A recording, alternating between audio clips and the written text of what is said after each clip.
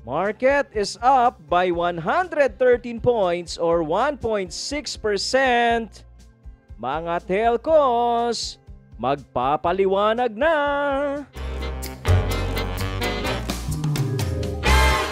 Hello mga titos and titas! Welcome to Tito Vlogs! Today po, Market Summary Thursday edition. So isa po yan sa mga balita natin. Yung magpapaliwanag na nga daw yung mga telco. Yung tatlo lang. Yung tatlo. Yung Globe, Smart at saka yung dito. Pero yung now, yung pang-apat ay hindi muna. Dito sila kasali. So pagkukwentuhan natin yan, kasama po, no? Kasama nung ating M&M's, Now, M-Wide at IRC. So wala dito yung Globe at Smart ha. Baka hanapin nyo. Tara po, let's have a short prayer bago po tayo magsimula. Dear Lord, we praise and glorify you for your faithfulness and provision. We ask you to bless us and guide us as we journey towards this chaotic world of the stock market. Amen, amen, amen. So mga titos and titas, yung naligaw lang po dito sa ating channel, ito pong Tito Vlogs ay tambayan tungkol sa stock market na kung saan ay kinukwento natin yung ating 13 years of experience sa pagtitrade ho dito sa chaos, yung mga pains and gains, no? Tinawag natin yan mga Tito Moves. Kwento style, tambay style. Kung naghahanap po kayo ng tambayan dito sa stock market, ay tara na po. Sige po, pwede po kayong mag-subscribe dito sa ating channel at isama ninyo yung sana all sa notification bell. Kaya po importante yan dahil every Monday to Friday nagkakaroon kami ng live tambayan, live stream ho yan, 9:20 AM pagbukas ng market ay nando na. Sinasalubong ng mga tambay, mga titos and titas. So join us po para hindi kayo mahuli. Pwede rin kayo magpasilip ng mga minamanok ninyo basta maaga lang. Yan po, para hindi kayo mahuli dito sa tambayan, gumawa kami ng starter kit. Yan. Yan, dyan po nagsisimula lahat ng tambay, no? Bago ho kayo makabangka dito sa ating tambayan, ay kailangan ho kahit papano napanood nyo yan. Kahit mga 2 videos lang, pwede na po yan.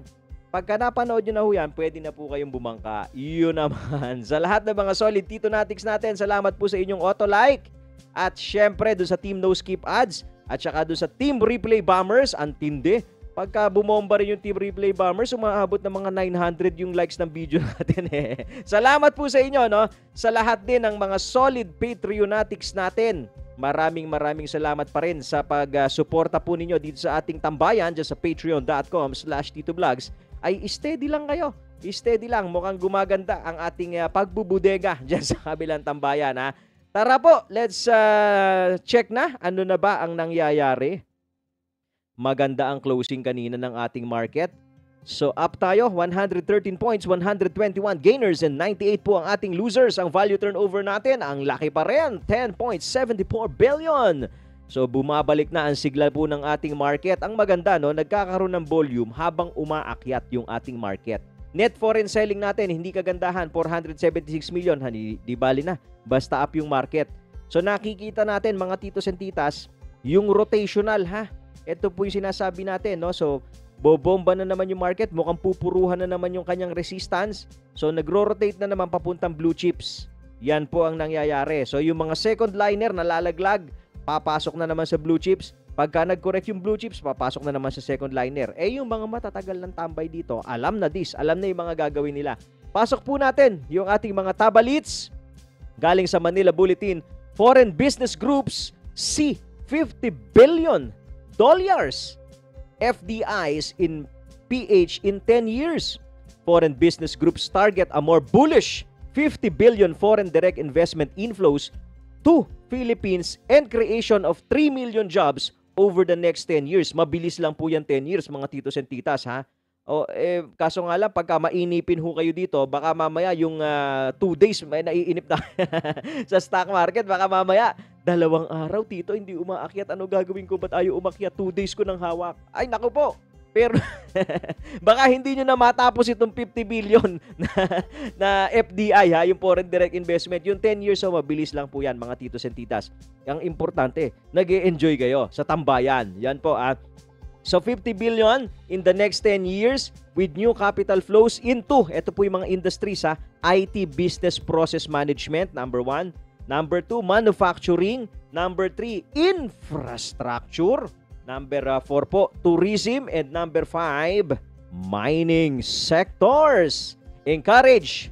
Yan po daw ay dahil sa approval ng Better corporate recovery and tax incentives for enterprise, or ito po yung CREATE bill, no, na pinasa. Ay nasa ano to? Alam ko nasa Senate na po ito, tong CREATE bill. Hindi ko lang alam kung pang ilang hearing na. Pero pasado na po ito sa Congress, no, mga titos and titas. Ito na. Ito ang bullish, nakikita nyo po, di ba? Yan ang sinasabi, no? Dahil dito sa mga fiscal stimulus, no, itong mga tax incentives na to, ay makikinabang tayong lahat. Lalo na kung nagte-trade ka dito sa stock market. Kaya nga sinasabi natin, yan 10 years, magandang bull run yan. Yung last bull run po natin, umabot ng, I think, 2009 tayo, nag-end tayo ng 2020, o 11 years yung last bull run natin. So 10 years na bull run, happy yan. Kaya kailangan ay steady na kayo. Yung mga 2 days, pag naiinip kayo ng 2 days, kailangan po medyo tapik-tapikin nyo na yung sarili. Kaya ko ba mag-antay ng 10 years hanggang sa buong bull run? Yan na yon. Yan na po mga titos and titas. Ha? So yung mga industries, eto po, uulitin natin ha. IT and business process management, manufacturing, infrastructure, tourism, and mining sectors. So yan po, no, most likely dyan iikot pagka may mga pumapasok na foreign. So yan po yung mga babantayan natin. Next balita, galing po sa ABS-CBN, remittances defy bleak forecast, may still grow this year despite pandemic, sabi ng isang industry player. Manila remittance from overseas Filipinos may still grow this year despite the disruptions caused by COVID-19 pandemic, a remittance company said on Tuesday. World Remit said that despite bleak projections months ago, remittances have been actually rising, no, in the last few months. It's possible that the amount of money sent home by Filipinos abroad may even end up larger this year compared to 2019. Not bad. Good news, no, mga titos and titas, no? Yun nga lang, mag-break even yan, yung sinend na remittance from 2019 to 2020, yung mag-break even lang yan, nga po yan, ay magandang balita na. So, good news ito. Bakit, no? Sinasabi po nito na, alam niyo naman, yung ating economy, no? Isa po sa mga drivers ng ating economy ay yung mga OFWs natin, kaya saludo tayo dito sa mga titos and titas natin na nandiyan sa abroad, lalo na yung mga nagte-trade, matitindi. Mga titos and titas, biruin mo ha, kahit na nasa abroad, kahit iba ang time zone ay nagte-trade, no? So saludo po tayo sa kanila, no? At syempre itong mga remittances na pinapadala nyo po dito sa ating bansa ay malaking tulong po yan, no? Malaki po yan na naitutulong sa ating economy. Parang isa po yan sa pinakamalaki kasama nung BPO sectors natin. So yung BPO sector natin, medyo naapektuhan tayo ng pandemic, but good thing itong remittance po, no? Kung tama itong news na to, kahit papano ay hindi masyado naapektuhan, no? Most likely ay tumaas pa. Kaya po sige lang. Mas maganda niyan, no, kung nagte-trade kayo, yung pinapadala ninyo na remittance ay turuan niyo. Turuan niyo rin yung mga nandito sa Philippines, no, yung mga kamag-anak niyo po kung paano mag-invest, no? Aside from syempre dun sa pantosgas po nila, mas maganda rin matuto talaga mag-invest, lalo na pagpapasok nitong panibagong bull run, no, mga titos at titas. Ay maraming salamat po sa lahat ng mga titonatics natin, lahat ng mga OFWs. Maraming salamat po sa contribution nyo sa ating economy. Next balita, eto pa.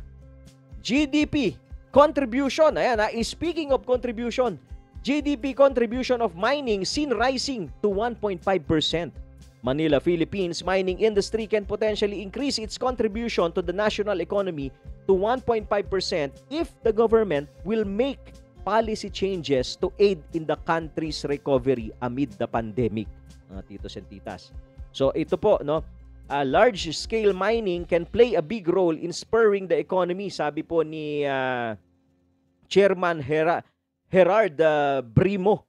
Mga titos and titas. Ito nga, may tatlo lang siya. 3 big ticket projects ang kanya pong inaawitan na makakatulong ng bonggang-bongga sa ating economy.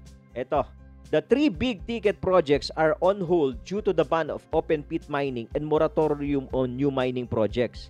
These gold and copper projects are the Tampakan Mine in South Cotabato, Kingkin in Compostela Valley, and Silangan Mine in Surigao del Norte.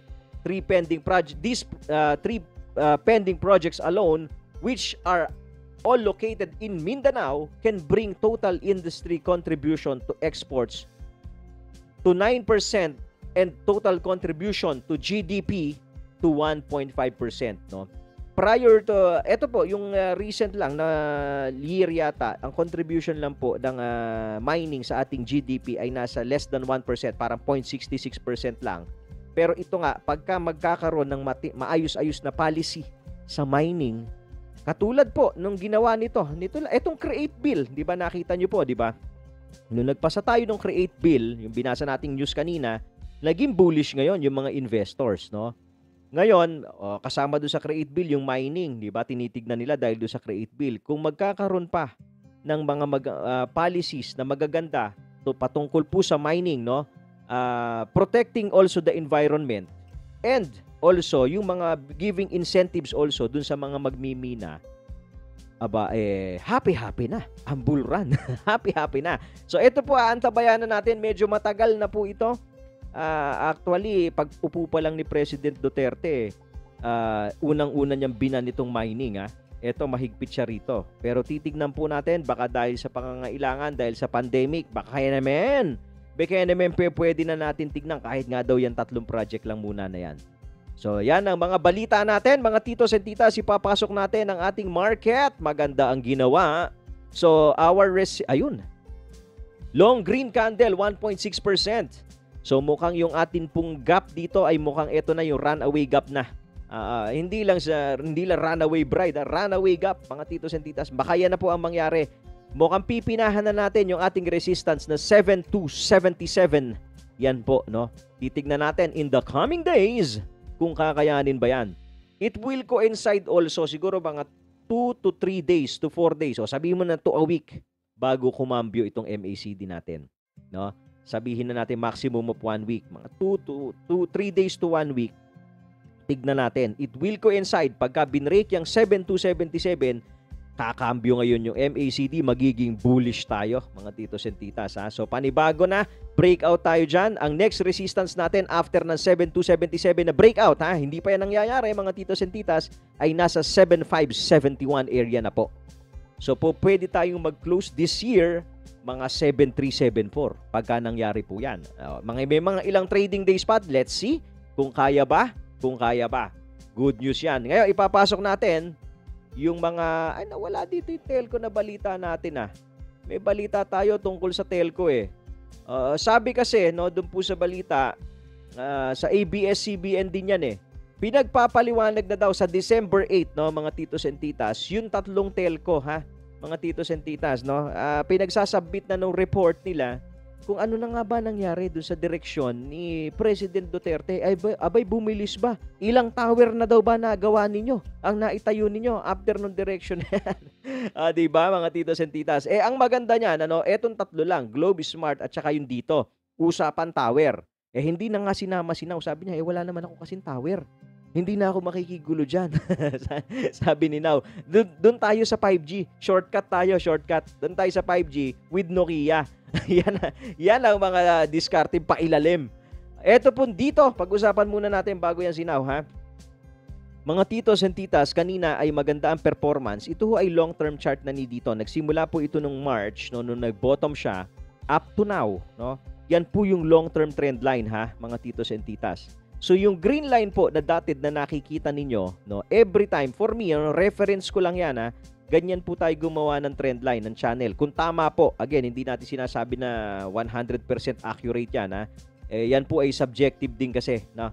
So kung tama po yung ating drawing, mga titos and titas, yung green line na yan, dyan po tayo namimili. Every time na lumulubog dyan sa green line, dyan mas masarap bumili. No? Ito pong channel niya ay nagkaroon ng noise.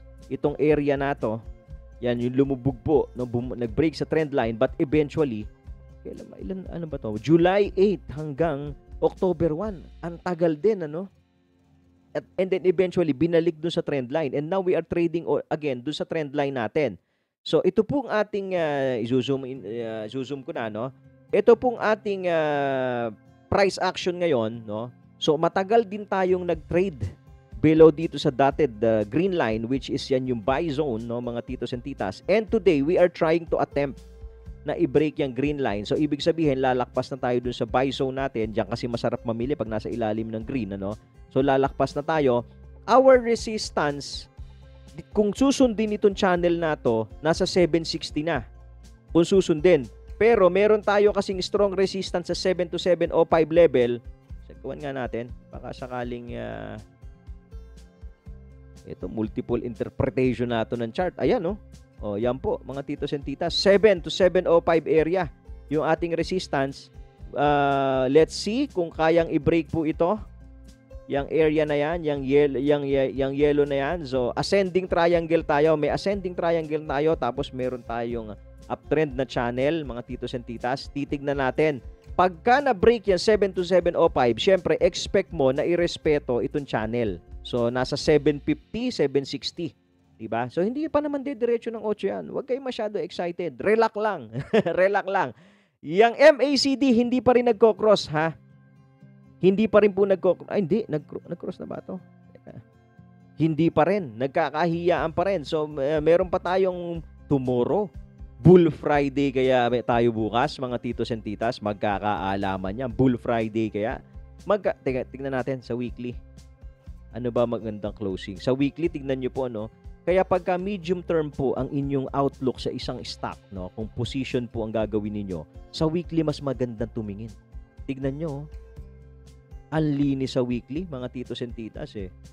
Diba? So, magkakaalaman tayo, hopefully tomorrow, makakita tayo ng Bull Friday, makakita tayo ng breakout tomorrow, but if not, no, our support still remains dito sa channel na to. 630 pa rin ang support natin, mga titos and titas. Kung hindi tayo magte-trade dyan, 630 tayo mag-close, papangit ba yung kandila? So tayo nag-open, 640, 630. Ayos pa rin naman kahit sa 630 tayo mag-close, ha? MACD sa weekly, tignan nyo po, ang bait, ano? Ang bait. Never pa siya nag-cross. Never pa siya nag-cross, no? Kaya pagka ito ang sinusundan ninyo at may bodega kayo sa 3 pesos, di ba, Tita Rose? No? Tita Jen Sayo, may bodega kayo below 3 pesos. Ito, sinusundan mo na yung weekly. Dito ka na tumingin. Napakabait. Napakabait dito si dito. Sa weekly yan, ha? O, kaya iba ho pag may bodega talaga. O, yan muna. Andito, ipasok natin yung Fort Telco. Ito, hindi to kasama, ha? Hindi ako kasama sa meeting. May iba akong ka-meeting. Ka-meeting ko, si Nokia. Yan na. Ito po, mga titos and titas. Si Now naman, ay may sarili ding galaw ito kasi. Nga naman, may sarili din po siyang channel. Alisin ko lang muna itong mga MAs, ha. Makikita nyo, no, bago ko alisin, this is trading above all MAs na, ha. O, yan muna, trading above red, yellow, and blue, and pink, of course, no. So, ang resistance natin, wala na tayong titignan ng MAs kasi trading above MAs na tayo, ha. So, ang support natin, bago ko alisin, ito pa rin, nasa 440. Pero, ngayon, makakakita na tayo ng support dito sa channel niya. So, alisin ko lang muna. Para medyo malinaw-linaw. Mas maganda yung may linaw eh. Ayan po, no? So, meron din tayong channel dito na na-establish, mga titos and titas. Ayan, ha? So, yan yung nag-a-act as support niya. Yan channel na yan. Okay? So, kung lalagyan natin ng buy zone, pasok pa rin. Ayun, no? Ito po, yung sinasabi natin, yung kulay green, no? Yung kulay green na line. Yan po yung middle, yung median nitong channel, ha? Ayusin ko lang, ha? Kaya siya inye. Yan.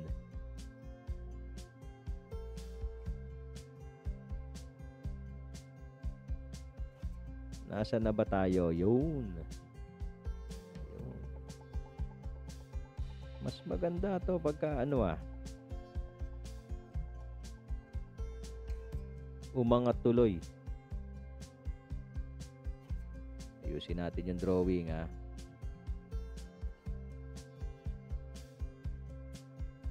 So, may upward channel ito. Yan yung median. Ito yung ceiling nun channel. Ang tawag po dyan, ceiling nun channel, ha.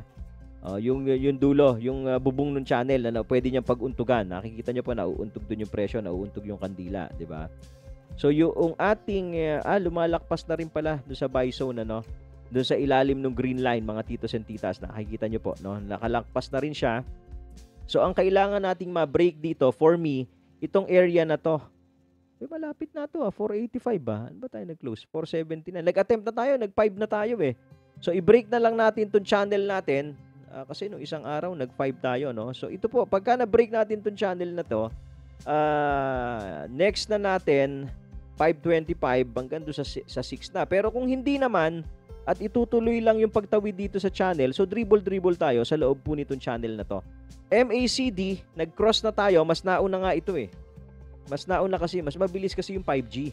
Yan, kesa doon sa mga tower.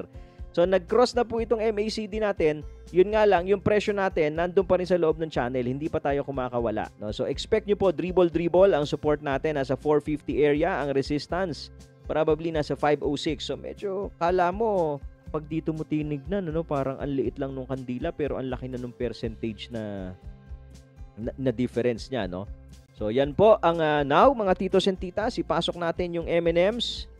Meron na rin ba ako nito? Baka meron na rin ako nito eh. Faces. Teka. Tingnan natin. Ito na. Ito. Si M&M's po, nag-close tayo. Bumalik tayo below 6 pesos, no, mga titos and titas. So yung 6 natin na support, supposedly, kasi 601 yung kahapon ba yun? Yung 601, ano? O, nag-close ngayon tayo ng lower. So dito natin tignan muna yung support. 576 area. At saka yung dating low niya, 560. Yun, 560. EMA rin. Ayun, 560 yung EMA. Pwede bang i-touch na to? Pwede ba i-bounce na tayo dyan sa EMA? Oh, i-touch muna bago tayo magkita na muna kaya kayo ni EMA. Bago tayo kumawala man, ano, mga titos and titas, no? 560, no? Kung mag-bounce tayo dyan, good. Kung hindi naman, expect po yung next support niya sa 510 area. Pagka tumagos po tayo dito, nag-close tayo below EMA, expect nyo po itong MACD, possible na mag-cross ito. No? Possible na mag-cross. So, titignan natin kung ano mai-establish after that. So, kasi titignan natin, baka noise lang yan. Nilalaglag yung mga nandito sa 6 peso area. Kung dito ho kasi kayo nakabili, malamang kakabahan na kayo pagka umabot ito ng 510 area, di ba? Hindi na kayo magiging comfortable, tsaka may tatamaan na po ng mga cut loss point dyan eh, kung above 6 ang inyong average, no? So, titignan natin. Pero syempre, yung mga may bodega rito, yung tatlong guhit na yan, kahit 450 pababa, eh, safe na safe pa kayo dyan. Kung 450 ho ang inyong average, no? Pero marami dito, below 4 pa nga ang average. Ito lang, baka lilinisin natin to. Just in case, ha? Just in case po tagusin itong yellow line, expect itong red, near red, no? Para malinis yung mga humabol dito. Yung mga bumolhab sa 6 pesos. Ang average nandyan, mag-iisip yan na bumitaw na.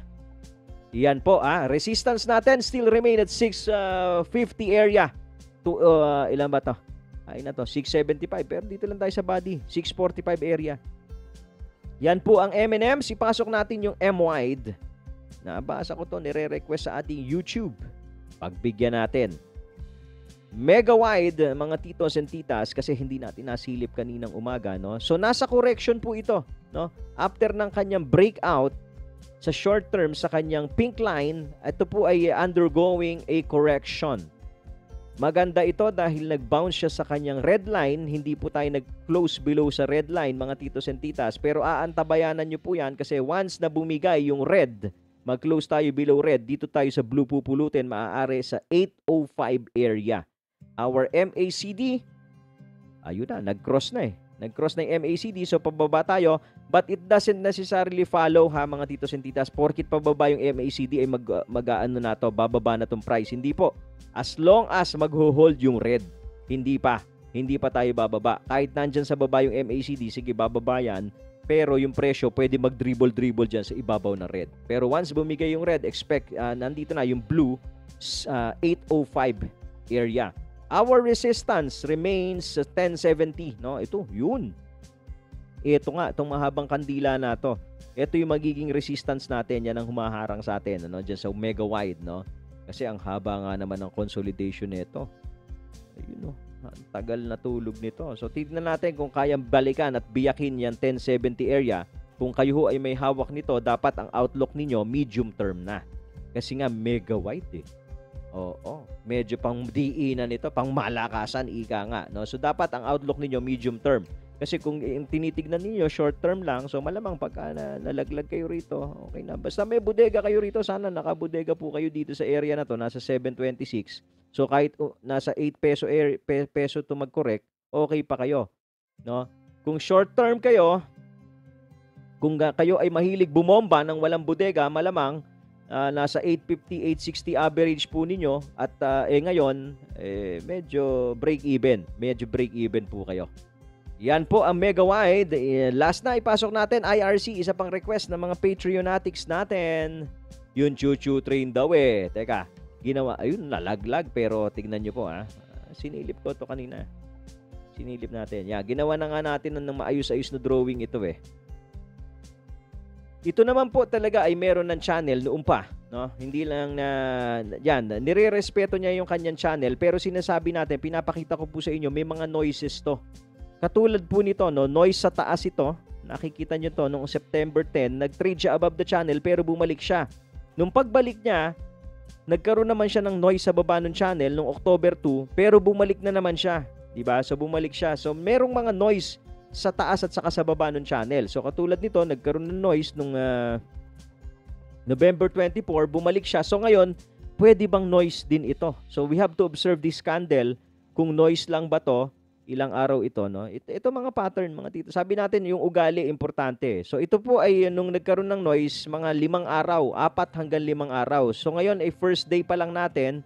So, let's see. Isang buong linggo tayo magtitiis ngayon dito.